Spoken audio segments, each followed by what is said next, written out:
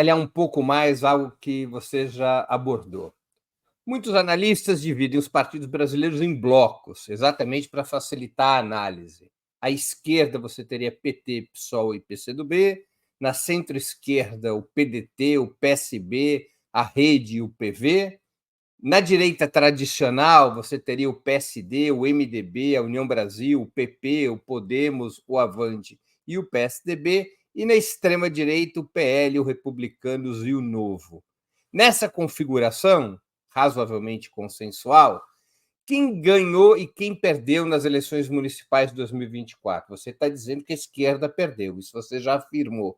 Agora, na relação de forças com os outros blocos, a extrema-direita ganhou proeminência ou a proeminência foi dessa direita tradicional, como afirmam diversos veículos de comunicação, essa direita tradicional que foi alijada do centro da disputa nacional desde 2018. Como é que ficou a relação de forças, a julgar pelas eleições municipais? Eu tenho dificuldade de responder essa questão baseado nessa divisão que você fez. Pega o caso do MDB. A principal vitória do MDB no país como um todo foi em São Paulo. O Nunes, pessoa física, pode ser classificada como qualquer um queira, né? O MDB não seria classificado em nenhum esquema como um partido de direita, extrema-direita ou coisa que o valha, estaria mais na centro-direita. Mas o significado político da vitória do Nunes, tendo como padrinho principal o Tarcísio, tendo como uma das rodas do carro o Bolsonaro, ele é o quê? É uma vitória de quem? Então, eu prefiro trabalhar com a seguinte lógica. A gente teve na eleição de 2022 um alinhamento em que a polarização foi entre uma candidatura de extrema-direita e uma candidatura de esquerda, com as direitas se dividindo entre ambas. E o resultado dessa eleição possibilita a estas direitas uma recomposição.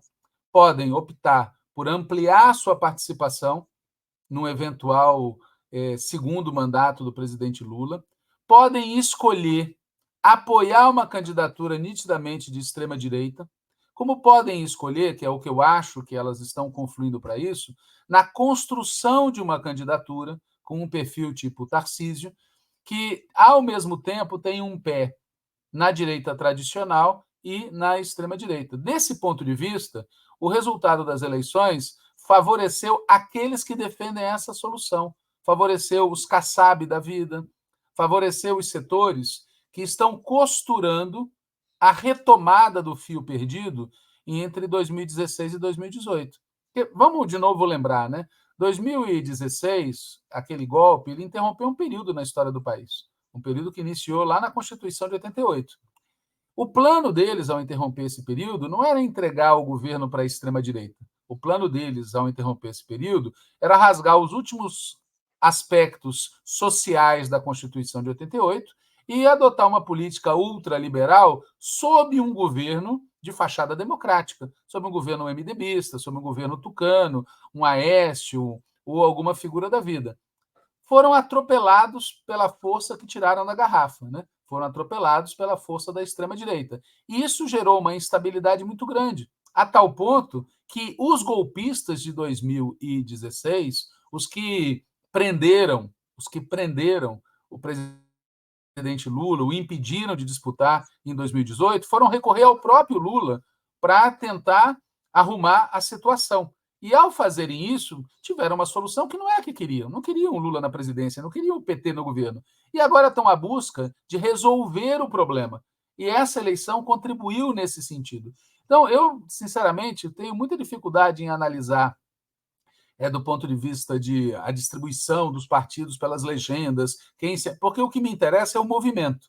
O movimento que está sendo feito é um movimento de ampliação da presença do neoliberalismo e das direitas no governo, seja sob uma presidência Lula emasculada, seja sob um governo assumidamente, né, capitaneado por gente deles. E eles deram um passo a mais nesse sentido.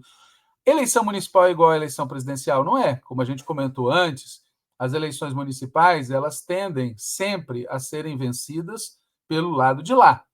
Só que esta eleição neste contexto, neste ano de 2024, ela contribui bastante para que na próxima eleição presidencial esses setores ampliem a sua presença no Congresso Nacional, com certeza, né? A gente vai ter um Congresso Nacional tendencialmente mais conservador do que o atual, a julgar pelos resultados da eleição municipal, e a gente pode ter, como eu falei, diferentes desenhos da disputa presidencial, porque a direita ganhou margem de manobra. É isso que me chama a atenção. E não me preocupa o resultado da família Bolsonaro, né? Tem muita gente comemorando. Veja, do ponto de vista das direitas, o bolsonarismo virou um problema, porque ele traz uma carga de rejeição, um tipo de polarização que não é o melhor para esse plano que as direitas têm, inclusive para a extrema-direita mais sábia, que é expressa em figuras como o Tarcísio, né? Que, na verdade, é uma extrema-direita de ocasião, digamos assim. É uma extrema-direita que sente o cheiro no ar das possibilidades eleitorais desse tipo de discurso. Agora, deixa eu detalhar um elemento dessa sua análise.